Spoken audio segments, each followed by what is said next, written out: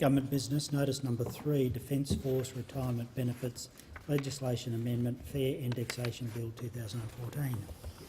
I call the Assistant Minister for Defence. Madam Speaker, I present the Defence Force Retirement Benefits Legislation Amendment Fair Indexation Bill 2014 and the explanatory memorandum. Clerk? A bill for an act to amend the law in relation to Defence Force retirement benefits and for related purposes. Madam Call Speaker, the Honourable the Assistant Minister for Defence. Madam Speaker, I move that this bill be now read a second time.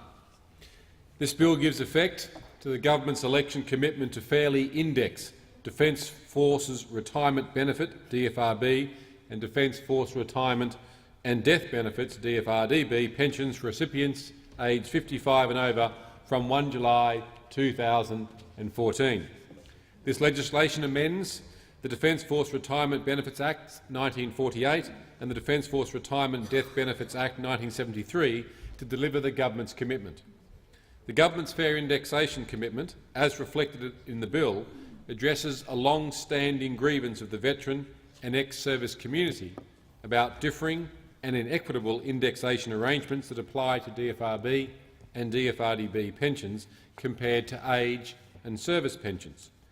The bill recognises the government's commitment to ensure that age and service pension arrangements or indexation arrangements apply to members of the DFRB and DFRDB military superannuation schemes. The government recognises the unique nature of military service. The government's commitment to address this long-standing grievance of the veteran and ex-service community is underpinned by this belief. The bill will also exempt DFRB and DFRDB members from the Division 293 tax for the one-off capitalisation value of the benefit improvement relating to past service as at 1 July 2014.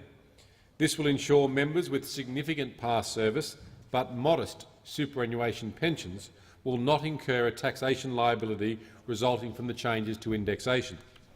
However, superannuants on high annual incomes will not be excluded from an ongoing annual liability under this provision.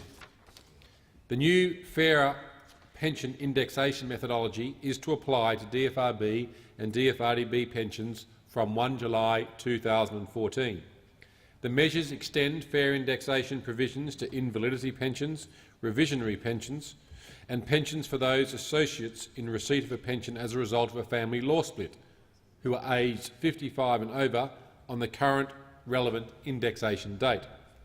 Under the new fairer indexation methodology, which mirrors the two-step indexation process for age and service pensions, the first step would be to calculate the pension that would result if it were increased in line with the better of the Consumer Price Index (CPI) and the Pensioner and Beneficiary Living Cost Index (PBLCI).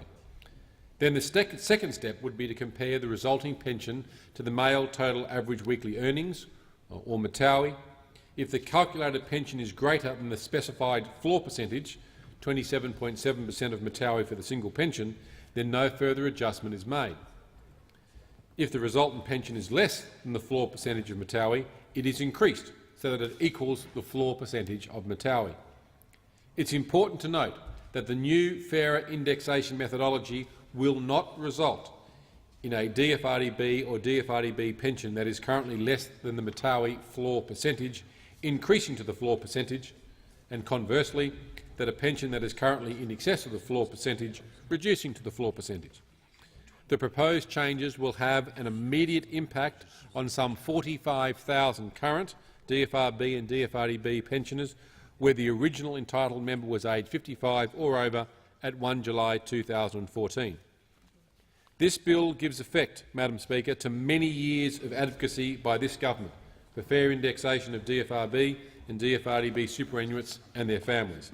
It delivers a key election commitment and addresses a long-standing grievance of the veteran and ex-service community.